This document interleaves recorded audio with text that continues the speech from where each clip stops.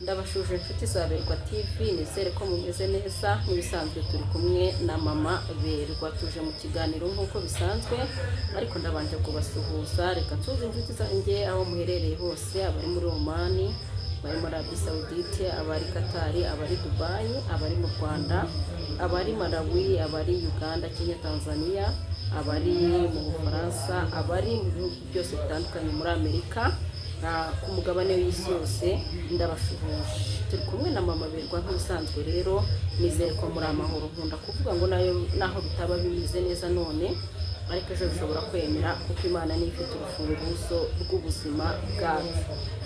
Nifuje rero kuganiriza, ngarutse muri cya gice cya kabiri, igice cya kabiri cy'uburyo umuntu ushobora kuba ari muri Oman yakwikura mu bibazo, cyangwa se ari mu bundi buzima yakwikura mu bibazo atagowe. Ikintu cya mbere, iyo uri mu buryo, yaba uri muri Oman cyangwa se waba uri mu kazi k'abandi, hari uburyo ugomba kwikura mu kibazo igihe kikugonze cyangwa se igihe kikubangamiye, hari ibitagenze neza mu kazi. Ikintu cya mbere, ugomba kwiyoroshya. Ikindi cya kabiri ni uko ugomba guca bugufi. Ikindi cya gatatu ni uko utagomba kugaragaza reaction y'uko hari ikibazo wagize, ugakora neza, ugashakisha uburyo wikura mu kibazo ntawe umenye yuko hari ikibazo wagize. Rero reka mbwire inshuti zanjye cyangwa abakunzi banjye bari muri Oman, birashoboka yuko umubosi ashobora kukubera mubi, nabyo birashoboka, kandi ukabona wahamagara n'umwajenti ntagufashe, wahamagara nta bundi buryo bufite bwo kuba bakurengera, umwajenti atagufashije. Icyo gihe urihangana, ugakora ukihangana. Hariya bisaba kuba ufite inshuti, musaba ko ufite inshuti mubana kuri WhatsApp, mubana mu buzima bwo kuri groupe, musengana. Iyo ubonye byanze gusa nta biba birenze mu buzima bwaho. Iyo ubonye byanze, uhitamo kuba wajya mu buzima bwo hanze. Mu buzima bwo hanze, nimwumva ntabwo tuba tuvuga mu buzima bwo hanze, ubuvuye mu maboko ya kontara, nawe ugiye gukorera nko ku mashibu, nk'uko twavuga ntabwo shift, n'ubwo ubukorera ukwezi, ariko bwo ubukorera amezi make, kontara yawe ari amezi make, kandi n'umushahara uba wiyongereye. Rero umuyobozi wacu nigeze kuvuga ngo ikintu cyose gishobora kukongerera ubushobozi bwawe cyangwa se gishobora kuguhindurira ubuzima, uba ugomba kugikora. Impamvu ibi bintu nabitekerejeho, numva ni ngombwa ko mbiganiriza abashuti bacu. Niba ubona byanze, ushaka umuntu wagufasha, wikure mu kibazo, ubashe kujya mu buzima bwa prive. Ariko ubuzima bwa prive nabwo nkunda kubugiraho abantu inama. Impamvu mbugiraho abantu inama ni iyihe? Murabizi yuko mujya mu buzima bwa prive, mwamara kujya mu buzima mukagenda mugakodesha ghetto nk'abakobwa 5 cyangwa 6. Hari ukuntu abakobwa badahuza cyangwa abamama badahuza. Ahubwo niba uvuye kuri office ya Mwarabu, yiveho winjira ku yindi office ya Mwarabu. Birafasha cyane. Umuntu wagufashije kuva mu buzima bwa kontara, umubwira uti ngewe ntabwo nifuza gukorera ukwezi kumwe kuba muri ghetto, ndifuza ko mva muri kontara ninjira kuri office ya Mwarabu. Iyo ugiye kuri office ya Mwarabu, nanone uba uri mu buzima bwiza, arakujyana ku kazi, akakugarura, akwitaho mu buryo butandukanye. Ikindi cya kabiri kiza, umushahara wawe uba wiyongereye, salary yawe bizamutse cyane. Ubwo ni uburyo bumwe. Ubundi buryo rero bwa kabiri nashaka kubabwira ni uguca bugufi no gukorana umwete, ukamenya icyakujyanye mu buzima. Reka rero mbabwire inshuti zanjye, abari mu buzima bwo hanze, abari mu buzima bwa prive, n'abari mu buzima ushobora kuba batekereza yuko muri kontarana wagira ikibazo. Nta mpamvu yo kugira ibibazo, nta mpamvu yo gutinya umubosi, nta mpamvu pe. Uba ugomba kwigirira icyizere, ukigirira icyizere mu byo ukora byose. Mu byo ukora byose uba ugomba kwigirira icyizere. Ikindi cya kabiri nababwira ni uko mu buzima bwose, mu mibereho yose y'umuntu, ugomba kugira ikintu bita ubunyangamugayo. Mbisubiremo, yaba ari n'umuntu uri gukorera mu bihugu byo hanze, yaba n'umuntu uri gukorera mu Rwanda, yaba ari n'umuntu wikorera, ugomba kugira ikintu bita ubunyangamugayo no kwihesha agaciro. Ibyo bintu ko ari bibiri, ubunyangamugayo no kwihesha agaciro. Iyo ugize ikintu bita ubunyangamugayo, umuntu wese akugirira icyizere, ntukorakore, ntiwiyandarike, ntuvuge ibidafite umumaro, mbese ukigirira icyizere ukamenya niba uri umumama ukamenya ko uri umumama, niba uri umukobwa ukamenya ko uri umukobwa. Ntute umuco w'umwimerere w'abanyarwanda n'abanyarwandakazi, ntute ukagira ikintu bita ubunyangamugayo. Ubunyangamugayo bukubiyemo kwihesha agaciro ndetse no guha agaciro abo mukorana ndetse no guha agaciro akazi kawe. Ibyo bintu iyo ubikoze neza hari icyo ugeraho. Ikindi kintu cya gatatu navuga ni ukwigirira icyizere mu byo ukora, ukigirira confidence, kumva ko ibintu byose ushoboye, ntutinye abantu, nabyo birafasha mu buzima. Rero nifuzaga kubabwira, ubona byanze, ubona ubuzima bwanze, ubona hari ahantu ugera ngo n'abantu ntibabashe kubagaburira, ntibabashe kugera gute, ni ukuri hari uburyo umuntu yikura mu kibazo ukajya mu buzima bwo hanze, ukajya mu buzima bwa prive, ariko ukava kuri ofisi winjira ku yindi ofisi. Kuko icyo twabonye cyo ni uko abakobwa ari ukuntu badahuza. Murabizi ko hari abakobwa bigeze kwicana na Bella, baricana pe, ibyo murabizi. Ntabwo ari abarabu bari bicanye, bo bananiwe kumvikana ubwabo baricana. Abantu babana rero bishobora kwanga, ariko kuri ofisi murabizi ko nta kibazo kiba gihari. Ikindi kintu cya gatatu nshaka kubabwira, abantu bari mu buzima bwa prive, ni ukuri mukomere, mushikame, mushaka amafaranga. Impamvu mbabwira ngo mukomere mushikame mushaka amafaranga, nuko mu buzima bwa prive ni ukuri harimo amafaranga.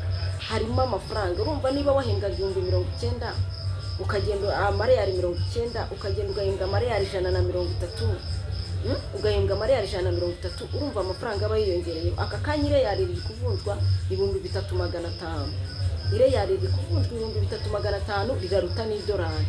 Rero iyo ugiye mu buzima bwa prive ugashika mugakora, nabyo biragufasha mu buzima ndetse no mu gutera imbere. Ikindi cya kabiri, ubuzima bwa prive ababosi barakubaha kuko baba bazi ko isaha n'isaha wahagarika akazi. Rero nakugira inama njyewe, ubona muri kontara harimo amananiza, nubwo aba harimo ushobora kuba wagira risk, ubona muri kontara harimo amananiza, ukabona hari ibitagenda neza, harimo amananiza, ariko twirinde guhemuka. Ubona umubosi akunanije, ushaka abagufasha ukajya mu buzima bwa prive. Mu buzima bwa prive ntawe ugutomatiza, nta wagutesha umutwe. Kandi icyiza cyo mu buzima bwa prive, isaha n'isaha ushakiye urahaguruka ugataha, nta muntu uguhagarika. Murabizi ko hariya iyo umubosi yagukuye mu gihugu, iyo kontara uba warasinye kontara y'imyaka 2, iyo ushatse gutaha imyaka 2 itarashira, urabizi yuko biba ari ingorabahizi. Urabizi ko biba bigoranye cyane muri biriya bihugu. Iyo kontara itararangira biba bigoranye cyane, biba biruhije cyane. Ariko iyo kontara mu buzima bwa isaha n'isaha uhagarika akazi, ukababwira uti akazi karahagaze, mubwire kuri ofisi wabohereza undi mukozi, ukajya kuri ofisi ukabwira uti njyewe ndatashye iwacu, ndatashye mu gihugu cyambyaye. Ugahita uza ukiripotinga kuri reba, mbene ugashaka ibyangombwa. Rero uburyo ni ibintu byoroheje. Nkunda kubisubiramo iki kiganiro nababwiye yuko nzongera kizaba maritape kuri etape, nzongera nkagisubiramo. Iyo ugeze master ihita ujya ahantu bita maware baguha icyangombwa kikuzana kuri reba. Maware rero nta bibazo, urazamuka ukakishakira bakakiguha, ukaza kuri reba bakakwakira. Cyane iyo ufite pasiporo yawe bakakurebera ko iborotse cyangwa itaborotse. Iyo ufite amahirwe yo kumenya ko pasiporo yawe iborotse cyangwa itaborotse, biragufasha cyane. Umenya yuko umubosi yakwishyuriye cyangwa atakwishyuriye. Iyo usanze pasiporo yawe iborotse, umenya ko umubosi yakwishyuriye. Iyo usanze itaborotse, umenya ko atakwishyuriye, ushobora guteganya itike ukitegera ugataha. Iyo usanze iborotse rero aba yarakwishyuriye, ugenda bakakwakira kuri reba ukinjira. Rero ikintu nashakaga kubasaba, hatazagira umuntu urushyira muri kontara ngo abe wumvise abantu bavuga ngo hari abatubuzima, ngo hari abo bima ibiryo, ukumva ibibazo ni byinshi. Mu buzima bwa prive nta mubosi ugusuzugura, niyo byanze ukora ukwezi kumwe ugahagarara bakamuha undi, nawe ukikorera ahandi, nta bibazo biba birimo. Niyo nama nabagira. Ariko niba ufite ahantu ufitiye amahoro muri kontara, bijya duke twiza, kuko abazongera akagutegera bene aba ari amahoro. Niba ufite ahantu hari amahoro, bya duke twiza. Ikindi cya kabiri rero nshobora kubabwira ni ukwihesha agaciro. Ni ukwihesha agaciro mu myambarire, mu mivugire, mu mikorere. Hari ukuntu bazana ibintu byabo byasaje byaboze, ugasanga abakozi barabirwanira, aba Bangladesh n'ibyo wabonaga barwanira, abahinde. Ni ukwihesha agaciro nk'abanyarwandakazi. Niba warajyanywe n'amafaranga, wajyanywe n'amafaranga. Niba warajyanywe n'amafaranga, wajyanywe n'amafaranga. Wikumva ko ugiye gusakumira imyenda yabo, wikumva iyo babona usakuma bashaka kuguha ibintu byose, nta rukundo nabo bagusuzugurira. Ariko iyo wesha agaciro bakugurira n'imishyashya, bakugurira n'imishyashya cyangwa bakaba baguha imishyashya. We kugaragaza inzara y'ibintu. Niba umuntu aguhemba amareyali 130 mu manyarwanda biri mu 400 na, niba ugiye gutaha fata ukwezi kumwe ukugura ibintu bishyashya byawe bicyure, uzikari bishyashya wihesha agaciro. Ariko umuntu ntagucishemo ijisho ngo ibintu wanyu birahenze usakume. Kandi ikindi cya kabiri amafaranga arangana. Niba uguze ikintu cy'ireyali rimwe cya 3500, no mu Rwanda ushobora kubona ikintu cya 3500 kandi kisa n'ukuri. Icyambere rero ni ukwihesha agaciro. Nagira ngo rero mbwire n'abantu bashaka kujya muri Oman, narababwiye ngo igihugu cyacu cyangwa se mu bindi bihugu by'Abarabu, Dubai, Qatar, Arabie Saoudite, ntabwo u Rwanda rubuza abantu kugenda.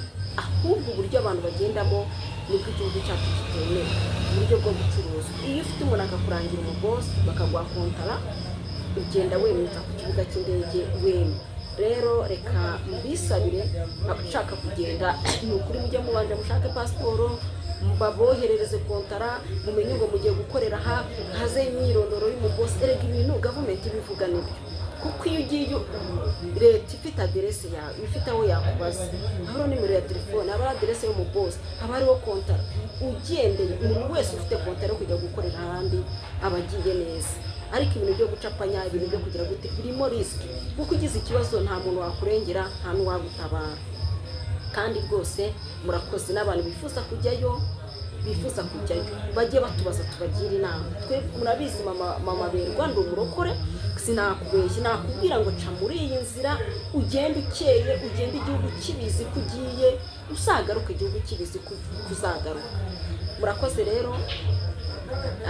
Yaba abantu bari muri Oman, munyandikire muri commentaire mumbwire, cyangwa mu bindi bihugu wagira ikibazo yanyandikira akambwira, cyangwa akanyandikira kuri iyi nimero nayo iri kuri WhatsApp ni 0750565044. nayo wanyandikira ni Inyarwanda ukambwira uti Mama Berwa ko ndi mu kibazo iki n'iki wamfasha ute. Nagufasha nk'umunyarwandakazi wageze mu gihugu cy'u Rwanda kandi ufite amahoro, nagufasha nk'umukristo, kuko hari abo nagiye mfasha ndi muri icyo gihugu, hari abo nagiye mfasha kwikura mu bibazo.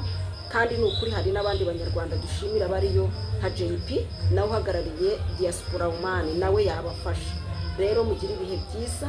Niba unyuzwe cyangwa ushaka gukomeza kumenya amakuru y'uburyo wabona akazi mu bihugu byo hanze kandi biciye mu mucyo, kora subscribe, share na comment, tujye tubagezaho ibiganiro bya buri munsi na Mama Berwa. Inshuti zanjye rero murabona n'ubundi ndi kwikorera guteka, nzana n'ingofero mbere. Iyi nayo iri ku isoko, ndetse n'amakote nk'aya ari ku isoko. Wumva ushaka kumbaza wambwira ingofero ukambaza n'iri kote nambaye. Iyo maze gukora ikiganiro ngira n'akantu namamaza, ingofero iri ku isoko n'iri kote riri ku isoko. Rero wumva ubikeneye wamamagara kuri iyo nimero tukavugana. Mugire ibihe byiza, ndabakunda mwese. Shalom inshuti za Mama Berwa, mugire ibihe byiza kandi mukomeze n'ukuri mugubwe neza, mugire amahoro, mukomeze mubane natwe kuri channel, mudutere inkunga n'ukuri. Ni iby'agaciro kandi Imana y'amahoro ibaho umugisha. Shalom.